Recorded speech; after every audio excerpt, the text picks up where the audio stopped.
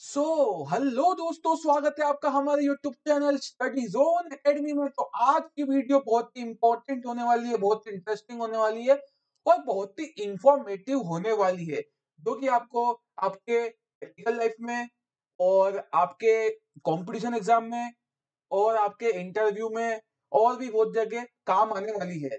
तो आज की वीडियो में हम क्या बात करने वाले हैं भैया लोगों, important IAS code, important IAS code for civil engineering. ठीक है, सिविल इंजीनियरिंग में जितने भी इंपॉर्टेंट आईएएस कोड होते हैं, अभी तक हुए हैं, जो भी आपको काम आने वाले हैं स्टडी में, उनकी आपको जानकारी मिलने वाली है। तो दोस्तों, यहाँ पर आपको ये जानकारी मिलेगी कि आप लोगों को, देखो अभी जो भी स्टूडेंट्स हैं उन सबको यही लगता है अभी तक कि आईएएस कोड मतलब आईएएस 456 यानी आईएएस 456 2000 ही एक आईएएस कोड है, उसी को आईएएस कोड बोलते हैं, इसके अलावा कोई भी कोड नहीं है। ऐसा बिल्कुल भी नहीं है। आईएएस कोड बहुत सारे प्रकार के होते हैं और सिविल इंजीनियरिंग में आईएएस कोड भी बहुत सारे होते हैं। तो अलग अलग चीज के लिए अलग अलग आईएएस कोड है। तो जल्दी से वीडियो को स्टार्ट करते हैं। यहाँ पर इतने आईएएस कोड आपको जानने को मिलेंगे कि आप अभी यहाँ पर भौचक्के रह जाएंगे। तो चलिए वीडियो को स्टार्ट करते हैं। पहली स्लाइड है, यहाँ पर मैंने ऊपर लिखा हुआ है इम्पोर्टेंट आईएएस कोड। यहाँ पे आपको इम्पोर्टेंट आईएएस कोड मिलेंगे। अभी अपन देख लेते हैं। ये colour changes to, I think आज कलर व्हाइट रखना चाहिए, व्हाइट। Okay, fine. तो यहाँ पर आपको मिलने वाला है इम्पोर्टेंट आईएएस कोड्स। तो दोस्तों देखिए, यहाँ पर बहुत सारी चीजें हैं। तो सबसे पहला जो पॉइंट है यहाँ पर आता है सिविल मेजरमेंट। अगर आप सिविल में कोई सा मेजरमेंट कर रहे हैं, सिविल इंजीनियरिंग में आप कुछ टाइप का मेजरमेंट कर रहे हैं, जैसे क्या होता है कि आपका कुछ क्या हुआ, आपको, आप एक क्लाइंट की तरफ से इंजीनियर हो, तो आपको किसी चीज की मेजरमेंट लेनी है, उसके बाद आपको बिल प्रोसेस करवाना है अपने वेंडर का। तो क्या होता है कि यहाँ पे बहुत सारी तरीके से सिविल के मेजरमेंट होते हैं, तो उसके लिए भी आपको आईएएस कोड दिया हुआ है। तो मेन मेन जो आईएएस कोड है मेन मेन वर्क के लिए, वो आपको बता देते हैं यहाँ पर।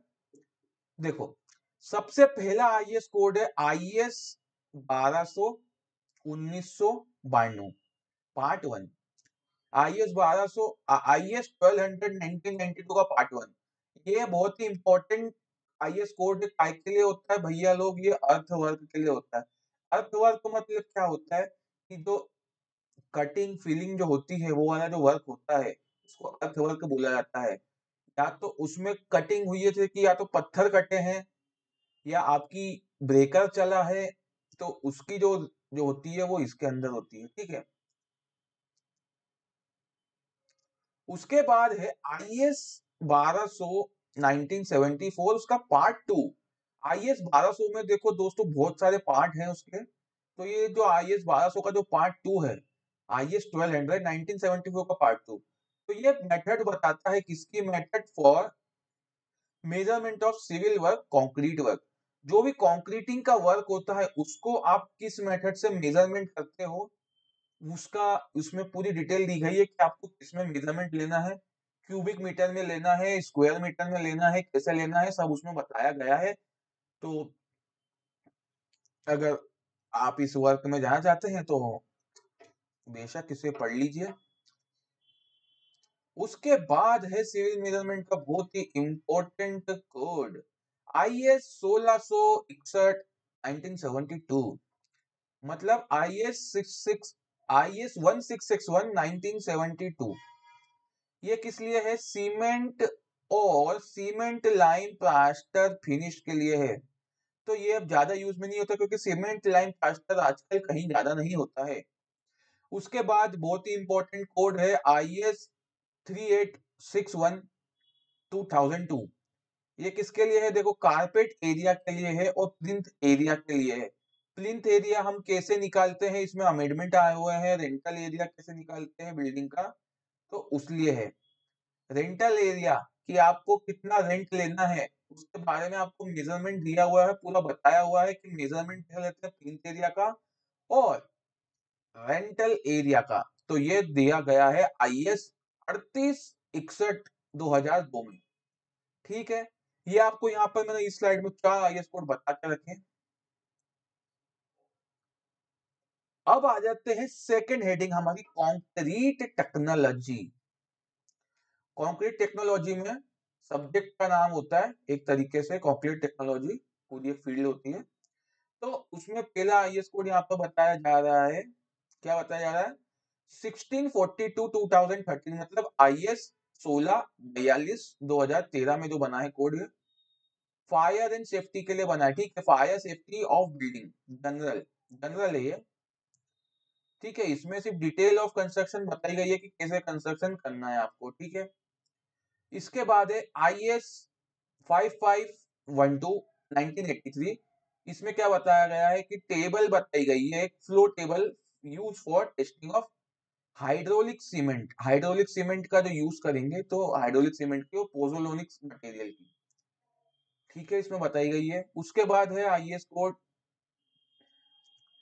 ये भी इंपॉर्टेंट IS कोड है, ये सब सीमेंट के लिए है। देखो कि IS 5515/1983 यानी IS 5515/1983 specification for compaction factor apparatus. तो कॉम्पैक्शन फैक्टर अपरेटस होता है सीमेंट के लिए और कंक्रीट के लिए, तो उसके अपरेटस के स्पेसिफिकेशन बताए गए हैं। उसके बाद IS 5513/1996 जो कि वीकार्ड अपरेटस, देखो वीकार्ड अपरेटस भी बहुत ही इंपॉर्टेंट चीज है सिविल इंजीनियरिंग में, सीमेंट के रिगार्डिंग। अपन सीमेंट में इससे क्या निकाल सकते हैं, बहुत सारी चीजें निकलती है इससे वीकार्ड अपरेटस से।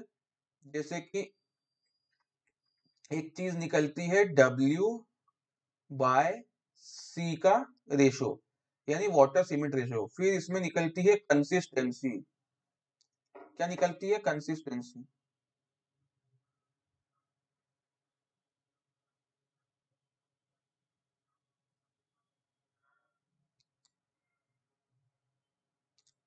देखो W/C का रेशो निकलता है और कंसिस्टेंसी निकलती है, और स्टैंडर्ड पेनिट्रेशन टेस्ट भी इससे ही हो जाता है। ठीक है, उसके बाद IS 5514/1996, मतलब IS 5514/1996 में भी यही बनाता है ये भी। तो ये ली चैटरलियस ऑपरेटर्स होता है, ली चैटरलीज ऑपरेटर्स। देखो आपने ली चैटरलीज ऑपरेटर्स बहुत लोगों ने सुना होगा, बहुत लोगों ने देखा होगा, किसने नहीं देखा तो मैं इसका आपको विजुअलाइज करा दें क्या। ली चैटरलीज ऑपरेटर्स क्या होता है भाई, ऐसा होता है देखो, ऐसा ऐसा ऐसा और ऐसा, ये इसके अंदर हम सीमेंट भरते हैं, तो इसमें ऐसी ऐसी दो लंबी लंबी डंडी होती है।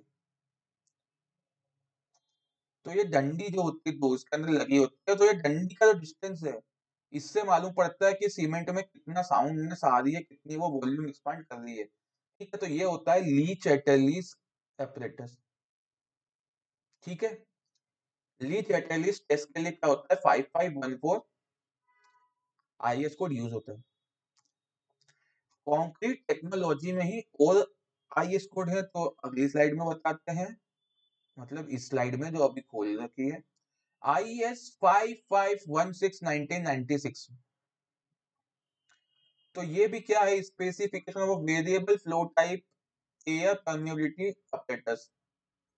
ये भी अपरेटस होता है कंक्रीट के टेस्ट के लिए, एयर परमिएबिलिटी अपरेटस। तो ये भी इसलिए ये वाले IS कोड में यूज होता है 5516।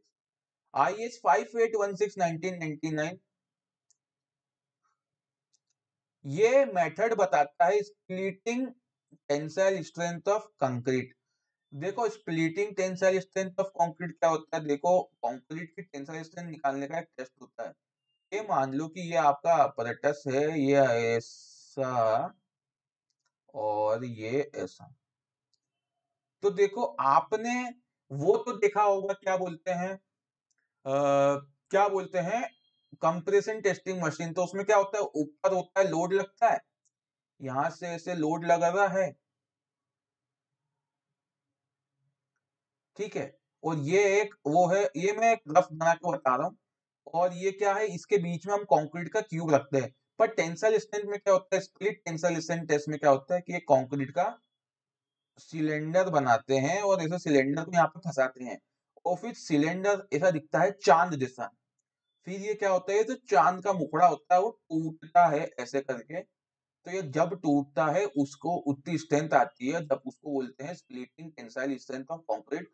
तो ये उसके लिए बताता है आईएस 5816 यानी 5816 1999 का। उसके बाद आईएस 5517 का steel for hardening and tampering.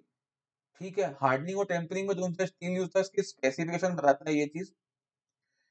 फिर होता है आईएस 6416 1972, उसका पार्ट 1 जो होता है वो किसके लिए होता है, relating to cement concrete concrete aggregate. Glossary terms इसमें जो यूज होती है। ठीक है, आगे जाएंगे तो आपको इसके बारे में मालूम पड़ेगा, आगे स्टडी करते जाएंगे तो। फिर कंक्रीट टेक्नोलॉजी में एक आईएस कोड होता है 6461, यानी आईएस 6416। तो ये इसके पार्ट कितने, 12 पार्ट है, 1 से लेकर 12 पार्ट के लिए। तो ये glossary term for cement concrete के लिए। फिर आईएस 7320 1974, ये बताता है बहुत ही मेन चीज, स्लम्प टेस्ट के ऑपरेटर्स बताता है। ठीक है, ये क्या बताता है, स्लम्प के टेस्ट बताता है। स्लम्प क्या होता है, एक ऐसा कोन होता है भैया, ऐसा ऐसा ऐसा, और ये ऐसा ऐसा ऐसा ऐसा पकड़ने का हैंडल होते हैं उसके। तो देखो ये स्लम्प कोन का apparatus होता है। इसके अंदर फिर क्या होता है कि कंक्रीट भरा जाता है। तो फिर देखते हैं 3 तरीके के स्लम्प आते हैं यहाँ पे, 3 टाइप के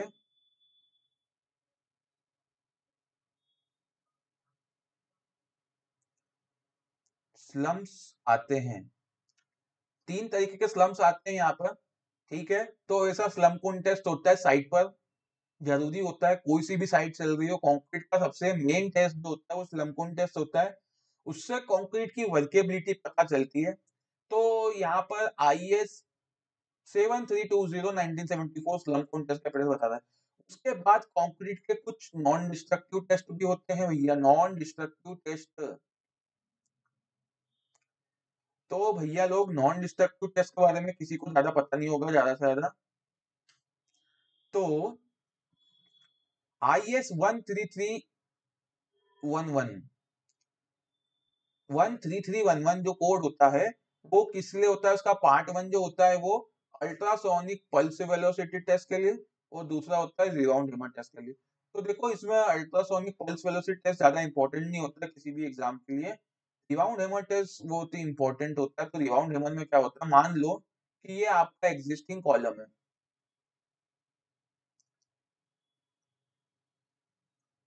तो ये ऐसा कॉलम आपका बन के तैयार हो गया। अब आपको इसकी टेस्टिंग करनी है तो क्या होता है, एक क्या होता है कि एक गन टाइप का होता है, एक क्या होता है, बॉटल जैसा स्ट्रक्चर होता है।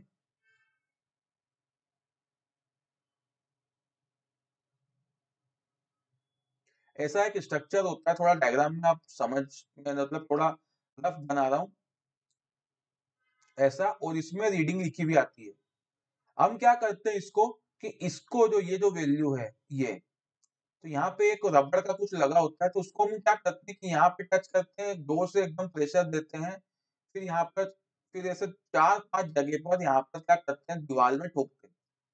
जैसे कि क्या बोल रहे हैं आपको, अ, ये आपकी दीवार हो गई, ये आपका रिबाउंड हैमर हो गया।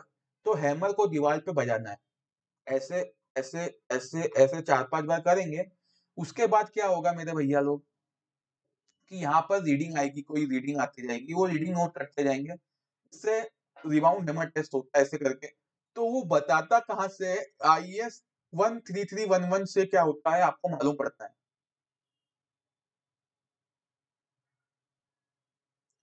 अब सीमेंट के बारे में बात कर लेते हैं, पोजलाना। ठीक है, यहाँ पे लिखा है पोजलाना। तो पोजलाना भी सीमेंट होती है, ठीक है, पोजलाना सीमेंट होती है। यहाँ पर पोजलाना की है। तो आईएस 1344 1981 इसलिए होता है स्पेसिफिकेशन पर, क्लिंकर्ड क्ले पोजलोना, किसके लिए होता है? क्लिंकर्ड क्ले पोजलोना। फिर IS 1727 1967 के एक काय के लिए है? पोजलोना मटेरियल के टेस्ट के लिए, कि पोजोलोनिक मटेरियल का टेस्ट कैसे होता है। फिर क्या होता है कि IS 3812 2003, ये किस लिए होता है? परवियस टू फ्यूल एस्ट के स्पेसिफिकेशन के लिए। फिर IS 4305 होता है ग्लॉसरी टर्म्स रिलेटेड टू पोजलोना। तो देखो ये जो चीज है इसको आप याद ना रखें तो भी चलेगा, इतने सारी चीजें आपको दिमाग में याद रखनी होती है, तो मैं जो जो बता रहा हूँ।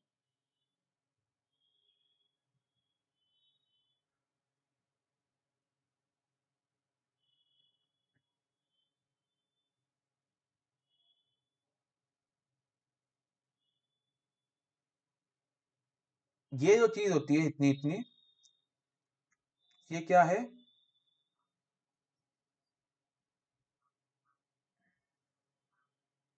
Not much important.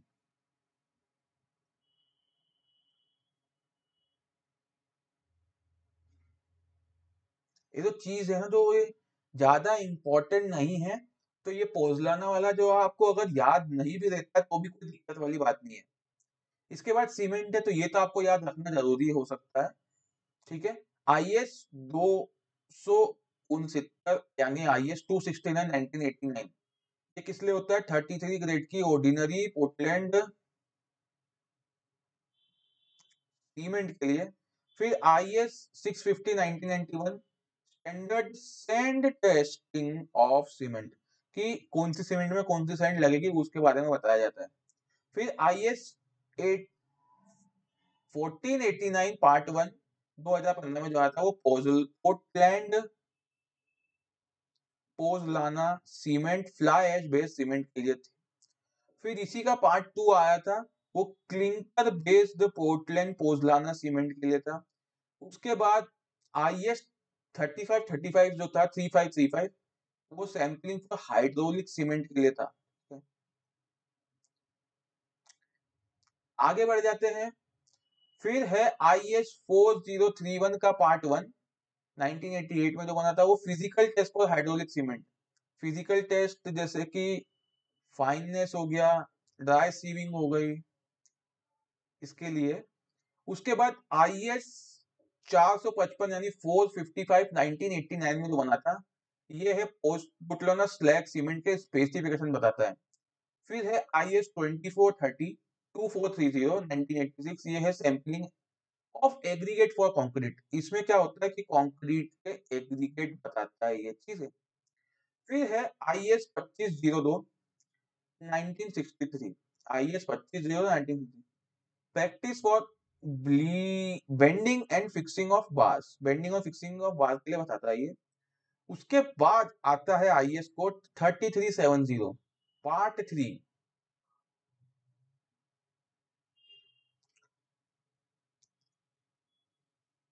तो इसमें जो बताता है कि कंक्रीट के जो ऐसे स्ट्रक्चर होते हैं जो कि स्टोरेज ऑफ लिक्विड, लिक्विड की चीज को स्टोर करने के लिए यूज होते हैं, तो जैसे कि प्री स्ट्रेस्ड कंक्रीट स्ट्रक्चर जो होते हैं उसके बारे में थोड़ी जानकारी ये देता है। वो किसके लिए? कि जो storage of liquid, liquid store करने के लिए जो कंक्रीट की बिल्डिंगें बनाई जाती है, कंक्रीट के रूम बनाए जाते हैं, उसके लिए ये बताता है। उसके बाद है मेसनरी सीमेंट का स्पेसिफिकेशन IS 4।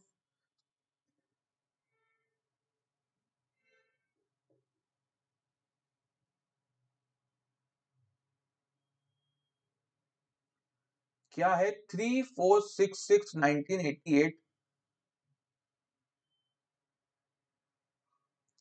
स्पेसिफिकेशन फॉर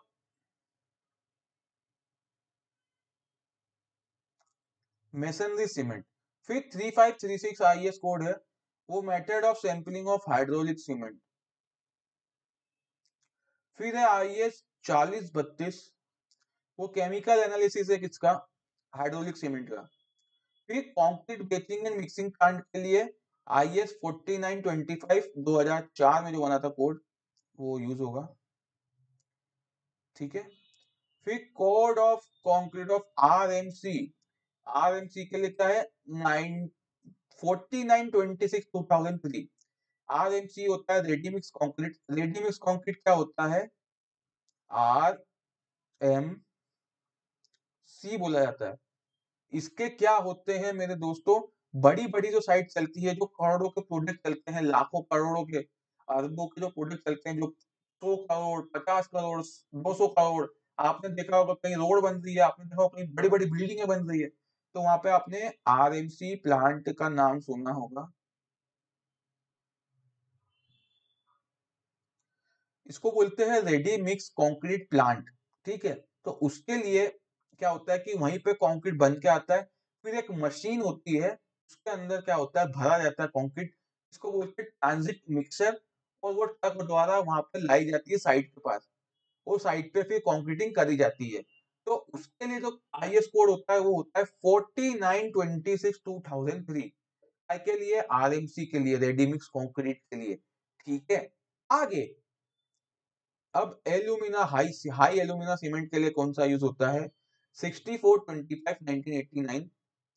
ये किस लिए होता है मेरे दोस्तों, ये किस लिए होता है हाई एल्यूमिना सीमेंट के लिए। फिर 6909 किस लिए होता है सुपर सल्फेट सीमेंट के लिए। फिर 8041 किस लिए होता है rapid hardening of Portland cement. फिर 8042 1989 में बना था जो व्हाइट पोर्टलैंड सीमेंट के लिए। फिर 8043 हाइड्रोफोबिक पोर्टलैंड सीमेंट के लिए। तो यहाँ पर आपको बहुत सारे टाइप की सीमेंट भी देखने को मिल रही होगी, तो आपने नाम भी सुना होगा।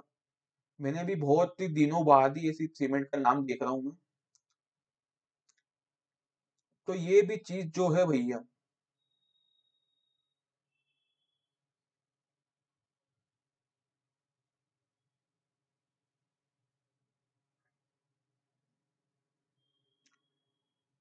ये भी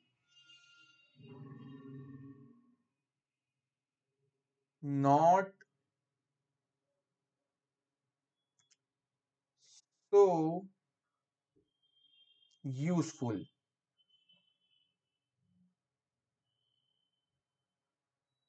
और इम्पोर्टेंट।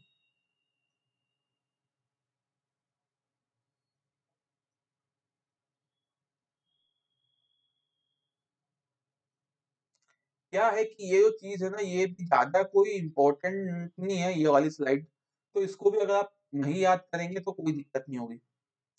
अगला है, ये चीज आपको तो पता होनी चाहिए, जो जो है ये देखो आईएस 8182, ये किस लिए था 2013 में आया था 43 ग्रेड की ओपीसी के लिए। उसके बाद आईएस 9103 1999 में जो बना था वो chemical and air entering concrete admixture. उसके बाद आईएस 12230 सल्फेट रजिस्टिंग सीमेंट के लिए बना था। फिर आईएस 12600 किस लिए बना था हीट पोर्टलैंड सीमेंट के लिए, लो हीट पोर्टलैंड सीमेंट। अब यहाँ पर नोट लिखा है, बहुत ही इंपॉर्टेंट नोट है, इसको मैं क्या करूंगा 1 2 3, तो ये 5 स्टार लगाए हैं मैंने इसको। तो ये चीज क्या है कि new code for all OPC 33 43 और 53 ग्रेड की सीमेंट के लिए आईएस 269 2015 यूज होगा।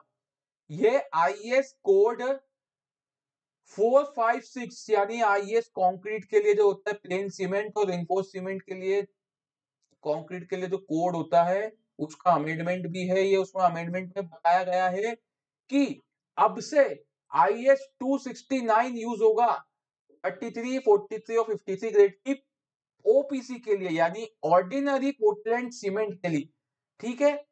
तो ये आईएस कोड 4, 5, 6 में भी ये लाइन मेंशन की गई है और यहाँ से ये किया गया है कि 30T ग्रेड की सीमेंट को अभी के लिए तो डिस्कार्ड ही कर दिया है एक तरीके से, ठीक है, कि ये कोई से भी कंस्ट्रक्शन में जहां पर ओपीसी यूज होगी वो वहां पर 33 तो यूज नहीं होगी, 43 और 53 ही बाजार में मिलती है और अभी भी चलन में भी वही है। अब टिम्बर के लिए, प्लाईवुड के लिए चीजें देखते हैं। टिम्बर भी एक सिविल इंजीनियरिंग का बिल्डिंग मटेरियल ही है। टिम्बर के घर बनते हैं, टिम्बर के फर्नीचर बनते हैं। तो आईएस 303 तो आईएस 303 1989 यानी 1989 आईएस 303 वो किस लिए specific, plywood for general purpose specification बताया उसमें कि sorry, plywood for general purpose का स्पेसिफिकेशन स्पेक बताया है। फिर है 401 2001, ये किस लिए है, प्रिजर्वेशन ऑफ टिम्बर, कि हम टिम्बर को प्रिजर्व कब तक कर सकते हैं, कौन सी मेथड होती है टिम्बर को प्रिजर्व करने की। फिर है आईएस 1141 यानी 1141 1993 में। तो ये है सीजनिंग ऑफ टिम्बर के लिए। अब सीजनिंग ऑफ टिम्बर दो तरीके का होता है, आपको पता होगा कि एक तो हम उसको पानी में रख देते हैं, उसका सैप निकालने के लिए यूज होती है, ठीक है, सीजनिंग ऑफ टिम्बर। तो दो तरीके के मेथड होते हैं, सब बताए गए हैं बहुत सारी चीजें। उसके बाद है आईएस 1734 1993, ठीक है, 1734 1993, ये किस लिए है, मेथड फॉर टेस्टिंग ऑफ डाईवुड, डाईवुड की टेस्टिंग के लिए बताया है। उसके बाद है 3087 1985, वो है specification for would particle boards. उसके बाद है 10701 स्ट्रक्चरल प्लाईवुड की स्पेक दिए हैं इसमें। स्पेक मींस स्पेसिफिकेशन का शॉर्ट फॉर्म।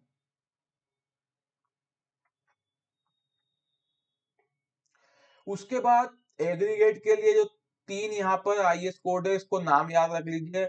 एक है आईएस 383, वो कोर्स एंड फाइन एग्रीगेट का नेचुरल सोर्स बताता है कंक्रीट के लिए, नेचुरल सोर्स कहाँ से मिलेगा आपको।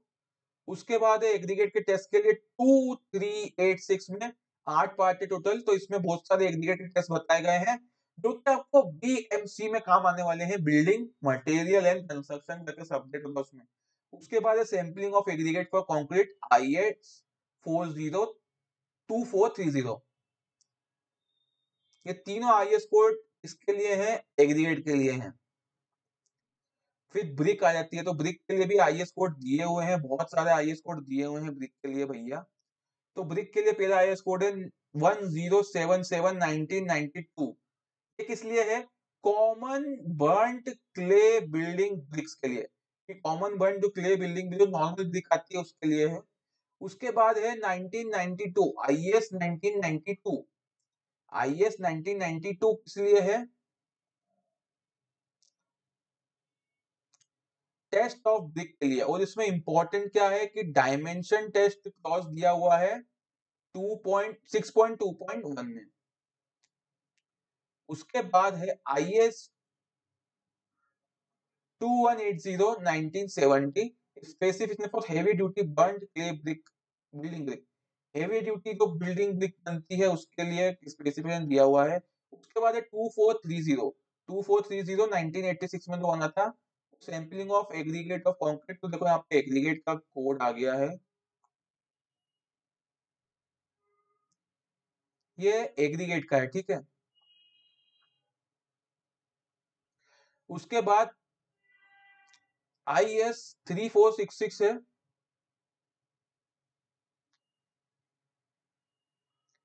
मेसनरी सीमेंट के लिए, ठीक है, मेसनरी में जो सीमेंट यूज होती है। फिर है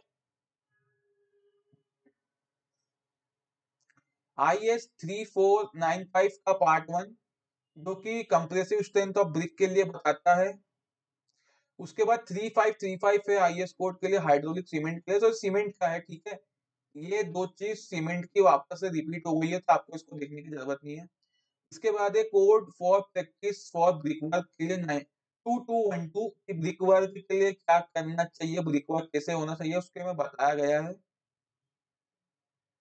दिस इज फॉर सीमेंट, ठीक है। फिर है IS 2222 2222 1991 बना था, burned clay perforated building brick के लिए स्पेक दिया गया है इसमें। इसके बाद है बर्न्ड क्ले फेसिंग ब्रिक, ये है 2691 1988 में जो बना था। उसके बाद 3102 यानी 3102 बर्न्ड क्ले सॉलिड ब्रिक, इसकी स्ट्रेंथ बताई गई है, इस क्लासिफिकेशन दिया गया है कि कौन सी ब्रिक होती है, कैसे टाइप की ब्रिक होती है। उसके बाद है 3952 1988, तो ये है burnt clay hollow brick for walls and partitions. उसके बाद 5454 है IS कोड, सैंपलिंग ऑफ क्ले ब्रिक के लिए। उसके बाद 6165 है IS कोड, डायमेंशन गया है और special shape of clay brick के लिए। फिर लाइन के लिए यहाँ पर 2 IS कोड दिए हुए हैं, एक तो 712 दिया हुआ है, वो काय के लिए है, बिल्डिंग लाइन के लिए, और एक 1624 दिया गया है, वो है टेस्ट के लिए, उसके लिए फील्ड टेस्ट क्या होंगे। तो लाइन का ज्यादा यूज नहीं है, तो इसका भी ज्यादा यूज नहीं है, पर लाइन के लिए 2 IS कोड है, इसको याद कर लीजिएगा। अब मेसनरी मोटार के लिए दिया गया है IS 1542 यानी 1542 जो 1992 में बना था, सैंड फॉर प्लास्टर की, प्लास्टर में कौन सी सैंड यूज होगी, कौन कितने mm की सैंड यूज होगी, कितने माइक्रोन की सैंड यूज होगी, ठीक है। उसके बाद 2116 1980 में specification for sand, sand for masonry motor. देखो पहले प्लास्टर के लिए था, अब ये मेसनरी मोटार के लिए था। अब 2250 1981 ये क्या है, practice for proportion of masonry motor, मतलब प्रिपरेशन कैसे करते हो, यूज क्या है मेसनरी मोटार का, उसके लिए IS कोड है। उसके बाद टाइल के लिए IS कोड, टाइल का IS कोड बहुत इंपॉर्टेंट यहाँ पर होता है अगर आप बहुत बड़े प्रोजेक्ट में है तो। Flat burned clay flat terracing tile specification machine made जो है वो क्या है 2690 1993, और उसका पार्ट 2 जो है वो काय के लिए है, हैंडमेड टाइल के लिए है। फिर है 1237 यानी 1237, ये काय के लिए है, सीमेंट कंक्रीट फ्लोर टाइल के लिए, सीसी की जो टाइल होती है, सीसी की जो टाइल होती है, ठीक है, सीसी की जो टाइल होती है, सीमेंट कंक्रीट की जो फ्लोर टाइल होती है उसके लिए है। फिर है IS 13712, ये काय के लिए है, सिरामिक टाइल का क्लासिफिकेशन कैरेक्टरिस्टिक दिया हुआ है, तो इसके लिए सिरामिक टाइल अगर आप लगवा दो तो उसका IS कोड थोड़ा सा आपको जानकारी होनी चाहिए। उसके बाद कंक्रीट के IS कोड पे आ जाते हैं, कंक्रीट में जितने भी IS कोड लगते हैं आइए देखते हैं। ये है IS 383 Indian standard for determining the zone of fine aggregate, कि कौन से जोन से हमें फाइन एग्रीगेट उठाना चाहिए। फिर है IS 432 माइल्ड स्टील और मीडियम स्टील टेंसाइल स्टील के लिए है। फिर है IS 456 2000, इसका तो आपको पता ही होगा, ये प्लेन सीमेंट और रेनफोर्स सीमेंट कंक्रीट के लिए यूज होता है। फिर है IS 516 यानी 516, ये काय के लिए है, method of test of strength of concrete, की कंक्रीट की स्ट्रेंथ के लिए जो टेस्ट होते हैं वो इसमें बताए गए हैं। उसके बाद है IS 875 डिजाइन लोड के लिए है, ये डिजाइन लोड जितने भी आते हैं अदर देन अर्थक्वेक लोड उसको बताता है ये। फिर कंक्रीट का पार्ट 1, एक सेकंड, फिर इसका जो पार्ट 1 है वो डेड लोड के लिए बताता है। देखो इसमें कितने पार्ट है, 875 के कितने पार्ट है, 5 पार्ट है, तो 5 पार्ट के बारे में बताया गया है कि पहला डेड लोड को बताता है, दूसरा लाइव लोड को, तीसरा वाला जो पार्ट है जो 2015 में आया विंड लोड के लिए, फिर स्नो लोड के लिए, फिर स्पेशल लोड और कॉम्बिनेशन ऑफ लोड्स के लिए क्या है, पार्ट 5 है, ठीक है। फिर IS 1199 जो कि है सैंपलिंग और एनालिसिस ऑफ कंक्रीट, सैंपल कैसे कैसे बनते हैं। फिर है IS 1343 जो कि code of pre stress concrete के लिए कोड है। तो ये आपको इंपॉर्टेंट हो सकता है कि PSC PSC के लिए कौन सा IS कोड होता है? तो होता है 1343 1980। ठीक है, PSC होता है प्री स्ट्रेस्ड कंक्रीट, उसका IS कोड होता है 1343।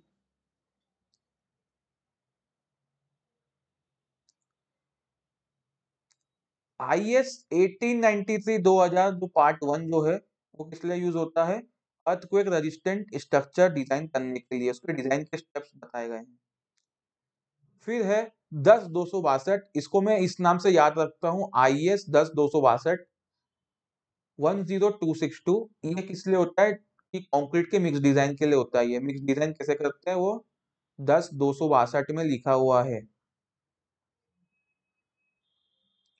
फिर है IS 13920, ये किस लिए है? रिइंफोर्समेंट की डिटेल बताता है, structure subject to seismic load, जो भी सेस्मिक लोड आते हैं उसके जो भी डिटेल बताता है, डक्टाइल डिटेलिंग है उसके लिए है।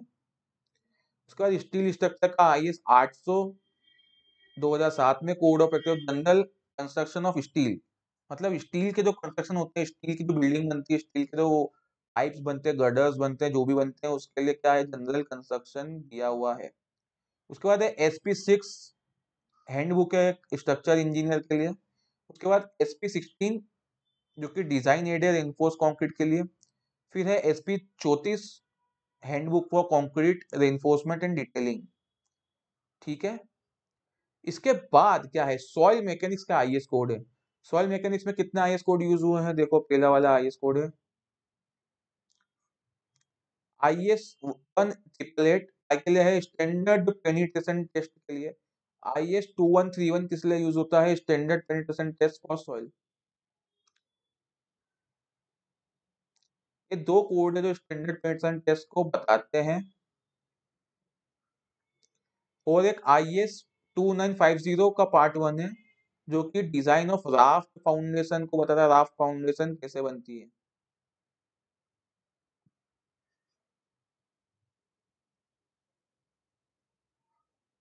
उसके बाद है 6403 IS कोड जो कि है bearing capacity of shallow foundation के लिए। फिर है हाईवे इंजीनियरिंग के लिए, तो IRC के कोड होते हैं इंडियन रोड कांग्रेस के 37 जो है वो गाइडलाइन है फ्लेक्सिबल पेमेंट के लिए। फिर है IRC 58 जो कि किस लिए है? Plain and joint rigid pavement के लिए है, डिजाइन है।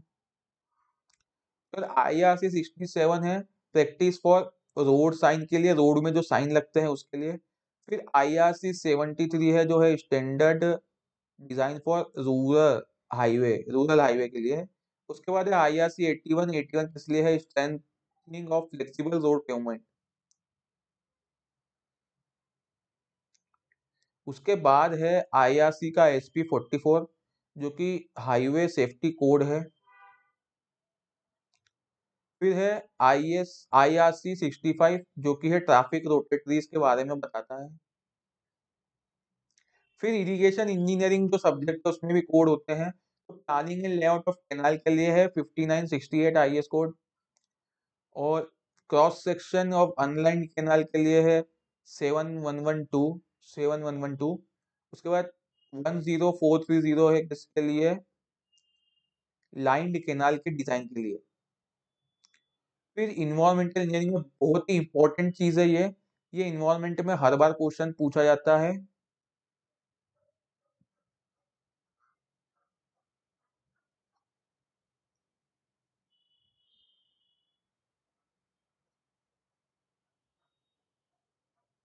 यहां से हर बार क्वेश्चन आता है कि IS कोड 117, मतलब ये कि वाटर सप्लाई और ड्रेनेज के लिए IS कोड क्या है? तो 1172 1993 है।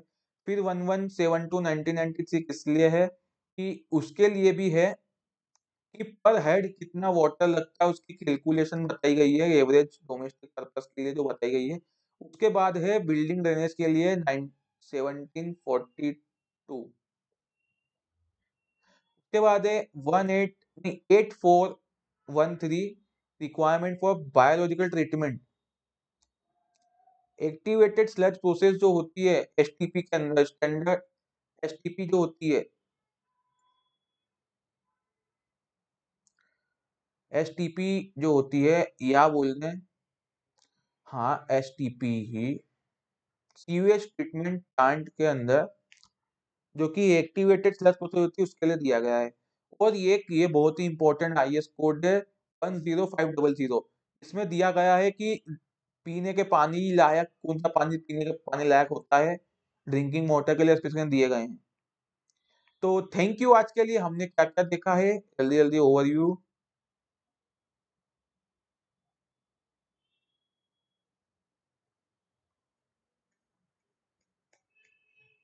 ओवरव्यू देख लेते हैं जल्दी जल्दी। हमने देखा है कि सिविल के मेजरमेंट कैसे होते हैं उसके लिए आईएस कोड बताए हमने। फिर कंक्रीट टेक्नोलॉजी में आईएस कोड बताए हमने कि फायर सेफ्टी में होता है। फिर सीमेंट के लिए आईएस कोड बताए हमने, ठीक है, बहुत सारे। फिर पोजुलर सीमेंट के लिए बताए, सीमेंट के लिए आ गए, बहुत सारे आईएस कोड बताए। फिर बताया कि कुछ कुछ आईएस कोड जो आपके काम के नहीं है, जो आपको पढ़ना बिल्कुल भी जरूरत नहीं पड़ेगी ज्यादा। और फिर टिम्बर के लिए बताया हमने आपको आईएस कोड। फिर टिम्बर के बाद आपको बताया है फाइन एग्रीगेट और कोर्स एग्रीगेट के लिए आईएस कोड। फिर आपको बताया ब्रिक के लिए जो बहुत सारे आईएस कोड दिए हुए हैं। फिर लाइम के लिए 2 आईएस कोड होते हैं। फिर मैसनरी के लिए 3, टाइल के लिए भी 4-5 आईएस कोड बताए। फिर कंक्रीट के लिए बहुत सारे आईएस कोड होते हैं, मेन इंपॉर्टेंट कोड होता है 456/2000। फिर कंक्रीट के लिए और भी कोड्स हैं। फिर स्टील स्ट्रक्चर के लिए 6-7 कोड होते हैं। फिर सॉइल मैकेनिक्स जो सब्जेक्ट होता है ना, सॉइल मैकेनिक्स या बोलते हैं उसको, जियो टेक्निकल इंजीनियरिंग के लिए जो कोड बताए हैं आपको 4 कोड हैं। फिर हाईवे इंजीनियरिंग के लिए आईआरसी के कोड होते हैं, इंडियन रोड कांग्रेस वाले कोड होते हैं। फिर आपको बताया कि इरिगेशन इंजीनियरिंग में कौन से कोड यूज होते हैं। ये क्या होता है, लेसी और कैनेडी थ्योरी के बेस पे भी बहुत सारे कोड यहाँ पे दिए हैं, उसके अंदर भी थ्योरी दी है। फिर इन्वायरमेंटल इंजीनियरिंग में जो आईएस कोड है इसको याद कर लीजिएगा, एग्जाम में 1 मार्क का क्वेश्चन बनता है। कौन से एग्जाम में, जैसे कि आपकी छोटी छोटी आप एग्जाम देते हो, जैसे कि पीएससी एग्जाम देते हो और आपके हर स्टेट की, यूपी पीएससी हो गई, एमपी पीएससी हो गई, ऐसे करके, तो उसमें एक क्वेश्चन, एक ना एक क्वेश्चन आपको आएगा कि ड्रिंकिंग वाटर के लिए आईएस कोड कौन सा होता है, तो 10-500 होता है। फिर एवरेज जो डेटा निकालते हैं अपन पर हेड पर डे के लिए 1172 होता है आईएस कोड। तो ठीक है, आज के लिए बहुत ही काफी है, बहुत लंबा वीडियो नहीं जाना था, बहुत शॉर्ट में समझाया आपको। तो मिलते हैं अगले वीडियो में, तब तक के लिए बाय बाय, जय हिंद, वंदे मातरम, अपना ख्याल रखिए और पढ़ते रहिए। तो अगले वीडियो में आपको मिलेंगे, तब तक के लिए बाय बाय।